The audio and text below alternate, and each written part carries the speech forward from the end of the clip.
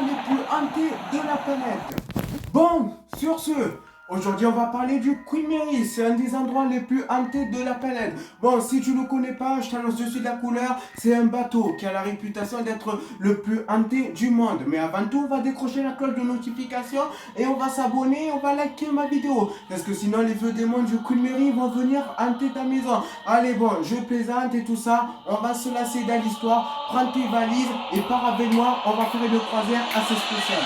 Le Queen Mary a été construit le 27 mai 1936. À l'époque, c'est un bateau qui faisait les traversées transatlantiques.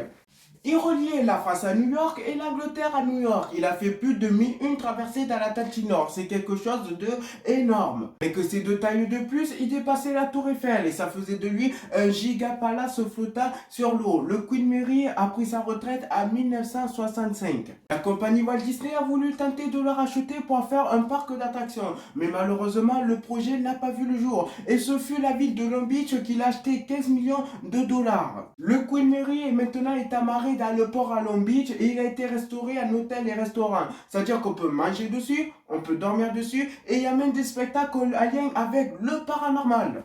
Bon, il est temps de passer à la deuxième partie de l'histoire. Ce que je me doute, c'est ça que vous attendez. Allez, bon, moi aussi, je suis impatient d'apprendre des choses sur les fantômes. Ne vous inquiétez pas.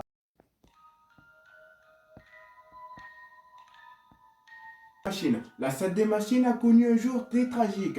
Un jeune qui est nommé John Peter, qui était âgé de 18 ans, s'est fait écraser par la porte 13 d'étanchéité. L'équipage avait l'habitude de passer cette porte au dernier moment. Et lui, il a voulu faire pareil, mais comme celui-ci n'avait pas beaucoup d'expérience, malheureusement, il a eu malchance et la porte s'est refermée sur lui. Le jour, les témoignages racontent que le fantôme de Peter John hanterait la salle des machines. Et il se trimballerait aussi à côté de la porte 13, l'endroit où il a été tué. Et on raconte aussi qu'une main grasse qui a été déjà déposée sur le mur et que personne était venu auparavant. Et selon les témoignages, aussi certains auraient déjà aperçu que ce soit les membres qui travaillent sur le Queen Mary et les visiteurs qui viennent visiter le paquebot.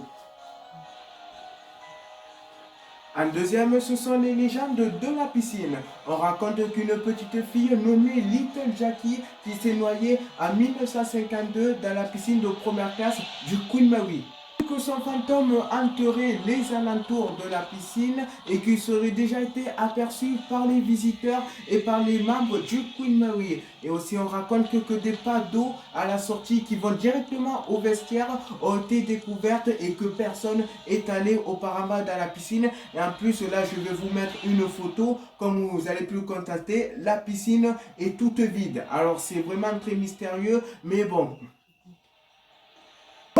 La chambre B340, c'est l'endroit où il se passe le plus de phénomènes inexpliqués. C'est en gros le noyau du bateau où se passe le plus de phénomènes sur le Queen Mary. Allez, je vous explique ça.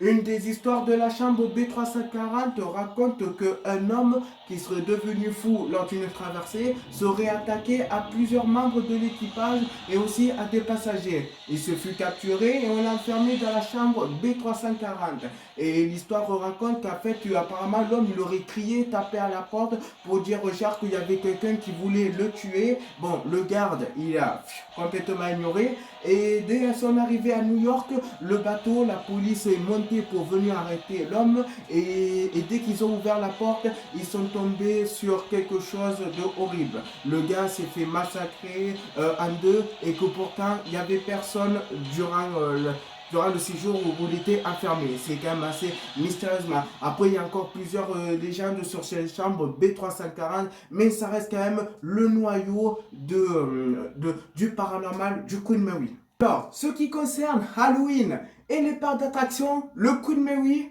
organise des soirées d'Halloween. Toi, on leur dit les secrets du Queen Mary, ceux qui forment pour Halloween. Qu'est-ce que t'en penses? Oui, on leur dit, ok, allez. Lui organise pour la période Halloween une soirée qui s'appelle le Dark Harbor, qui signifie le port sombre en anglais. C'est une des plus grandes soirées d'Halloween dans le monde qui attire à peu près plus de 1 million de touristes étrangers durant cette soirée. C'est quelque chose de énorme. Et ce sont des maisons hantées qui appelées mazes qui représentent les lieux en lien avec leur histoire. Et bien sûr, à l'intérieur, il y a des comédiens qui sont déguisés comme à l'extérieur qui vont venir vous faire peur durant la soirée pour vous faire frissonner. Sans oublier les ghost tours et les ghost hunts que le Queen Mary organise avec un chasseur de fantômes. Vous allez partir avec lui, avec un petit groupe et vous allez explorer les endroits hantés avec lui, avec tout son matériel. C'est la fin de cette vidéo, j'espère qu'elle vous a plu. Je vous souhaite un joyeux Halloween à tout le monde et amusez-vous bien. Bon, je vois qu'Halloween a déjà commencé. Oh, se calme.